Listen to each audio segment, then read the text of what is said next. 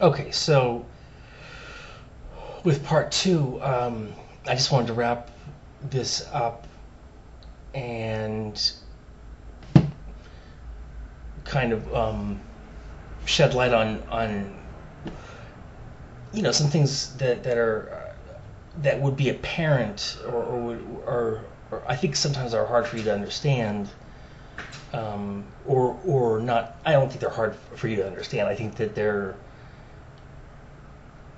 complex, and I think that it's more tempting to go into the realm of feeling defeated and feeling like, oh well, I must just be inept, or I must not be able to I must not be strong enough. I must be weak. I must, these types of feelings, with what you in relation to what you just talked about. So, in with the feelings of having that codec going, having that message going that you need to be in one place, you need to stay there, and all the paperwork and the things that you felt out of place, in the ways you felt out of place, and the feeling of overwhelming defeat, and your level of sensitivity, and that is an important thing. I mean, I don't think you're trying to kid yourself in the sense that you recognize that um, there are things that you could handle better, and you're very perceptive about noticing people who are able to handle things seemingly in ways you haven't been able to, or haven't been as good at. But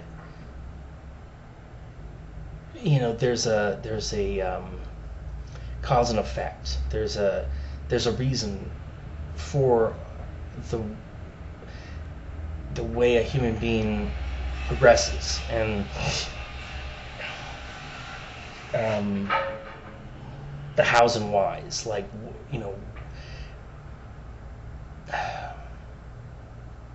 and mental strength has a lot to do with it. Has some at least something to do with it. But I need you to always recognize that you are strong enough. And I think everything kind of gets to you in a way that I think my neighbors are fighting, something. Things kind of affect you in a way that you wish they wouldn't. Everything, as you were talking about the paperwork and at the apartment complex, and how it just felt like, oh God, and you would get let down. You would feel um, a sense of fatigue and exhaustion about it, and you would let that get you down. And I think your reaction to that, your response was to just get distracted, to just be on the internet, and you got into this habit that you realize also wore out its welcome, of just you know searching and searching and searching, and getting distracted, and there was this aimlessness about it, to the point where you felt like it stretched out for such a long duration, over periods of days and hours, and you couldn't believe it. You were just like, what is going on? Why am I doing this? Why am I putzing away on the internet, um, when I could be accomplishing something? And it's that codec that's playing, that's saying, it's tough. You have all these things to do that you don't want to do, and it's very, there's an emotional aspect to that. There's an emotional aspect to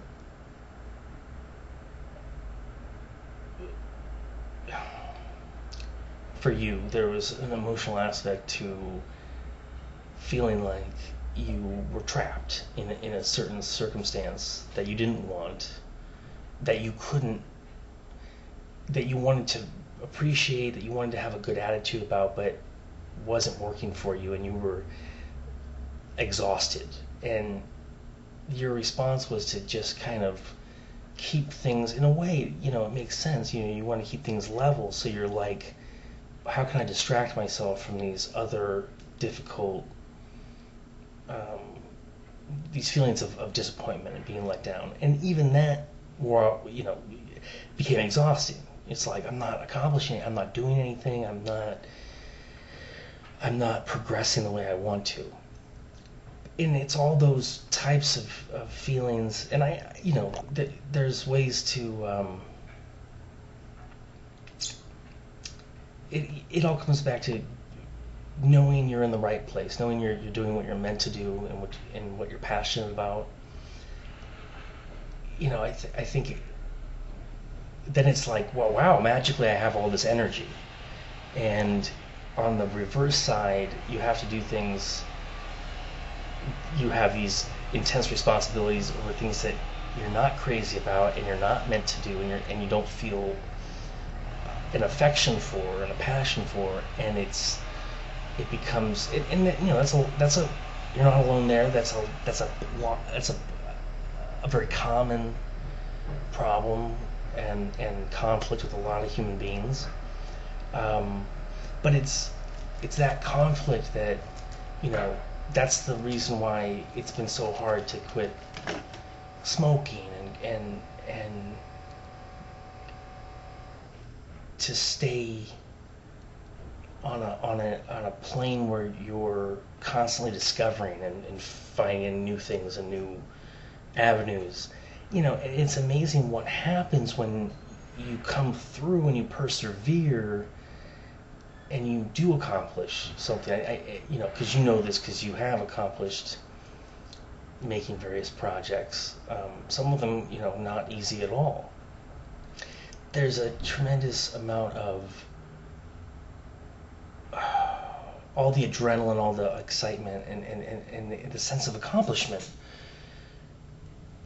It makes you it makes you grow. It makes you feel alive, and then you're therefore acclimated to that sense of progress, and that sense of progress thrusts you forward, and you're like, well, yeah, of course I have to call the dentist. Of course I have to make a doctor's appointment. Of course I have to, quit smoking. Of course I have to, do these things. And that's been, that's where that challenge comes from, period.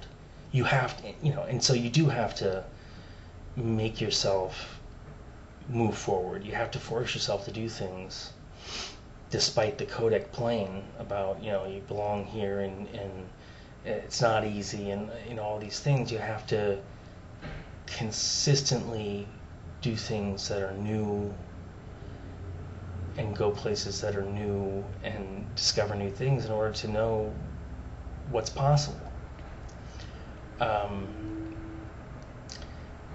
You wrote down here, let me just refer to these notes here. You said you do need to push yourself in order for positive change to occur.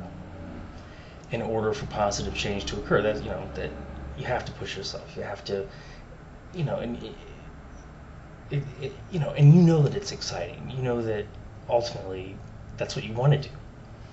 But all too often that codec is like, no, oh man, it's just overwhelming. No, I don't want to do that, and it almost on a level of psychosis, it gets to be this thing that's so unnecessary. It gets to be a pain that's just not even relevant, because everything's a lot easier than that message makes it out to be. So there's this sense of feeling overwhelmed very easily, like everything overwhelms me. Oh, I must be this bad person. And no, you're not so unique that the way in which you feel overwhelmed is particular to you're the only human being out of the billions of human beings on the planet that's ever felt this kind of, you know, disappointment and sense of um, frustration over things. Um, and you know that's true because you know the way you felt when you lose things, misplace your cell phone. There's this sense of disappointment and rage about being let down and inconvenienced and um, you know, you have all kinds of, you're not made of money, so what do you think you're doing losing your cell phone? It becomes this thing of terror. And you had said it the other night in a really interesting way that, you know, a lot of people would be able to get through the disappointment of losing a cell phone, say, as an example, where it's like, oh, you know, damn, that really sucks. But it's not the end of the world. I can find a replacement. You know, now you know that it's not the end of the world. You can find a replacement, a used cell phone. You can hook up your services. It's much easier than that message in your mind makes it out to be.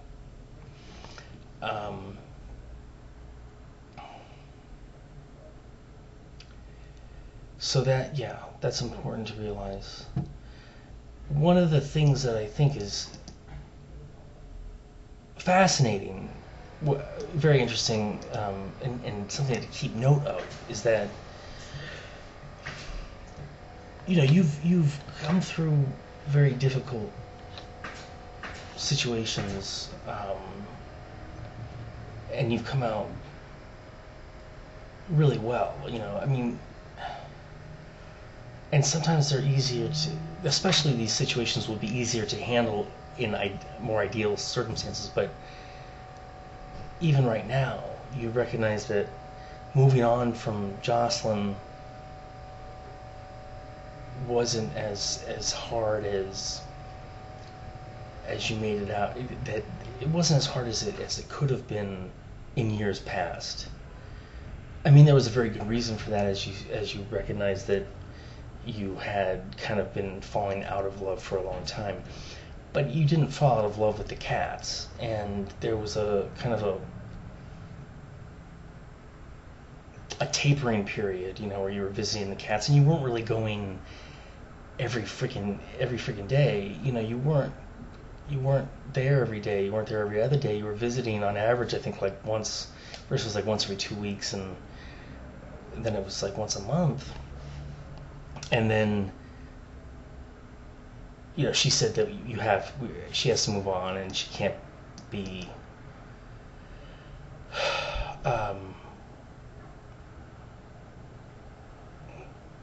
in order for her to move on, she needs for you to not come by, and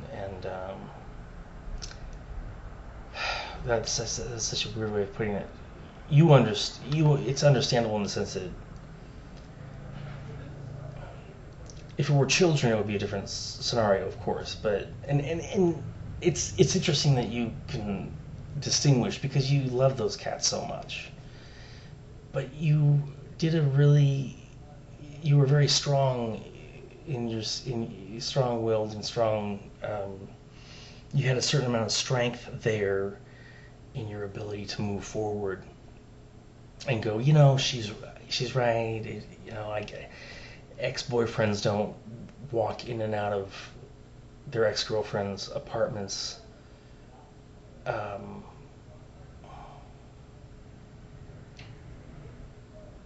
There's a sense that it just felt really appropriate, and I think, although I mean I know that there's exceptions, and of course it could have worked out better on that regard, but the circumstances that were your life together, it makes where you know it makes sense.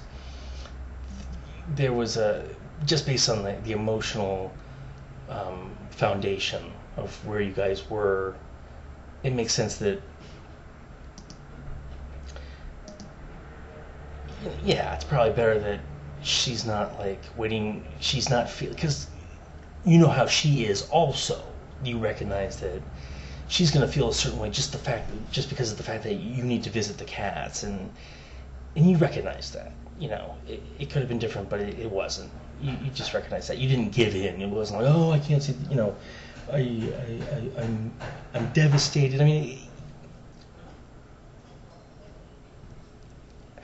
you could have fought for custody. I mean, I suppose under different circumstances. I don't. It's, you wanted to move on too. It's one of those things. But you for sure. You for sure recognize how much you miss the cats, and there's all kinds of feelings that you have about that, and it's been way more difficult than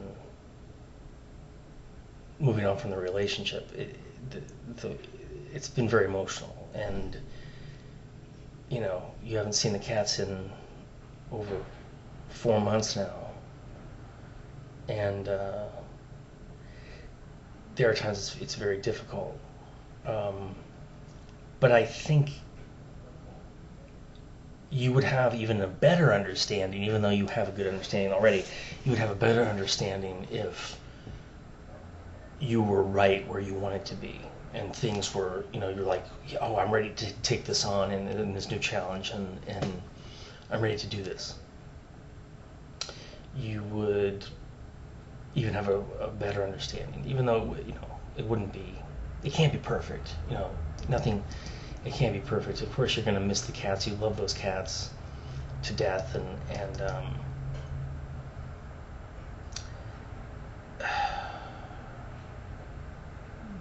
once again, you're not alone in that.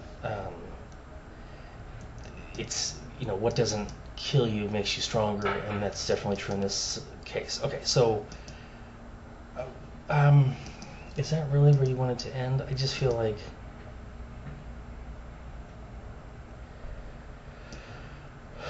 Okay, so I think we have covered it. All right, well, we'll come back later, and thank you.